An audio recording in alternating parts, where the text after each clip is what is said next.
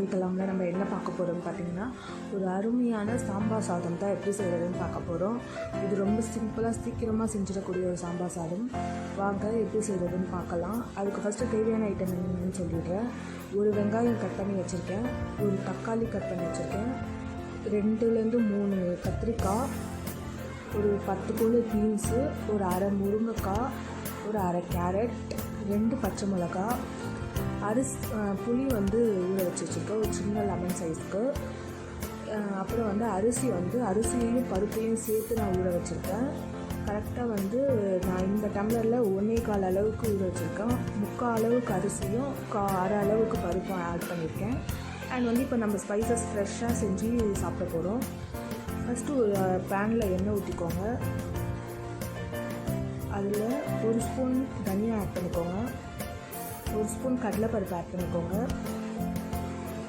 1 spoon மிளகு, 1 spoon உளுத்தம்பருப்பு, 1 spoon சீரகம், 1 ஸ்பூன் சோம்பு, 3 காஞ்ச மிளகாய் எடுத்துருக்கேன்.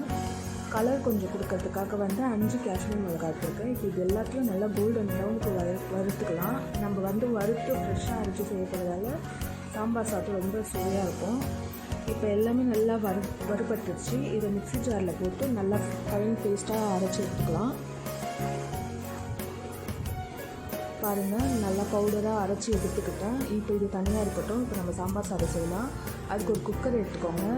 நான் 1/2 அன் ஹவர் முன்னாடி ஊற வச்ச அரிசி பருப்பு 2த்தையும் ஆட் பண்ணிட்டேன்.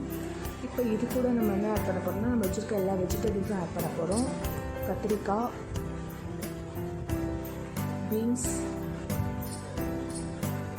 முருங்கைக்காய், கேரட், 2 பச்சை மிளகாய் எடுத்துருந்தோம், அதுவும் ஆட் பண்ணிக்கலாம். தக்காளி அண்ட் வெங்காயம் இதெல்லாத்தையும் ஆட் பண்ணிவிட்டு இது கூடவே நான் தண்ணி ஆட் பண்ண போகிறேன். நான் 1.25 டம்ளர் அரிசி எடுத்துருந்தேன். அதுக்கு நான் 4 டம்ளர் தண்ணி ஆட் பண்ண போகிறேன். 3 டம்ளர் தண்ணியும் அரை டம்ளருக்கு புளி தண்ணியும் ஆட் பண்ணிக்கிறேன். இப்போ இதில் நான் அரைச்சி வச்சுருக்க அந்த எல்லா பவுடரையும் ஆட் பண்ண போகிறேன். ஆட் பண்ணியாச்சு. இதுலேயே அப்படியே ஒரு 1/4 ஸ்பூன் போல் மஞ்சள் தூள் ஆட் பண்ணிக்கோங்க, ஒரு அரை ஸ்பூன் போல் மிளகாத்தூள் ஆட் பண்ணிக்கோங்க, குழம்பு மிளகாத்தூள் ஆட் பண்ணிக்கோங்க. அண்ட் இந்த டிஷ்ஷுக்கு தேவையான உப்பு ஆட் பண்ணிக்கோங்க. இப்போ இது எல்லாத்தையும் ஆட் பண்ணிவிட்டு அதை நல்லா கலந்து விட்டுருங்க.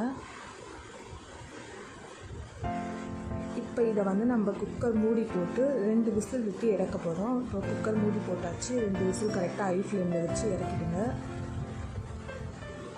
பாருங்கள், 2 விசில்லாம் ப்ரெஷர்லாம் நல்லா இறங்கிடுச்சு. இப்போ இதை ஓப்பன் பண்ணி எப்படி இருக்குன்றதை பார்க்கலாம். பாருங்கள், அருமையான சாம்பார் சாதம் ரெடி ஆகிடுச்சு. நல்லா காய்கறிலாம் நல்லா குழஞ்சி சூப்பராக ரெடி ஆகிடுச்சு. இப்போ இதை நம்ம தாளித்து இதில் ஊற்ற போகிறோம். தாளிப்புக்கு தேவையான ஐட்டம்ஸ் என்னென்னு சொல்கிறேன், வாங்க பார்க்கலாம். ஒரு பேன் வச்சுக்கோங்க. பேன் நல்லா சூடானதும் அதில் ஒரு 2 டேபிள் ஸ்பூனுக்கு ஆயிலும் 1 டேபிள் ஸ்பூனுக்கு நெய்யும் ஆட் பண்ணிக்கோங்க. இப்போ இது நல்லா சூடான பிறகு ஒரு 1/4 ஸ்பூன் கடுகு ஆட் பண்ணிக்கோங்க, ஒரு 1/4 ஸ்பூன் போல் சீரகம் ஆட் பண்ணிக்கோங்க.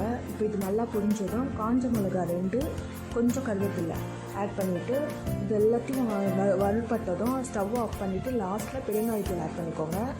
ஆட் பண்ணி இப்போ இது எல்லாத்தையும் ஒரு வாட்டி கலந்து இந்த சாம்பார் சாதத்தில் போட்டுருங்க. அவ்வளோதான், அருமையான சாம்பார் சாதம் ரெடி ஆகிடுச்சு. இதை நீங்கள் உங்கள் வீட்டில் ட்ரை பண்ணி பார்த்துட்டு எப்படி இருக்குன்றதை எங்களுக்கு கமெண்டில் சொல்லுங்கள். லைக் பண்ணுங்கள், ஷேர் பண்ணுங்கள், மறக்காமல் எங்கள் சேனலை சப்ஸ்கிரைப் பண்ணுங்கள். தேங்க்யூ. ஹாய் ஃப்ரெண்ட்ஸ், இன்றைக்கி சமைக்கலாம் சொல்லி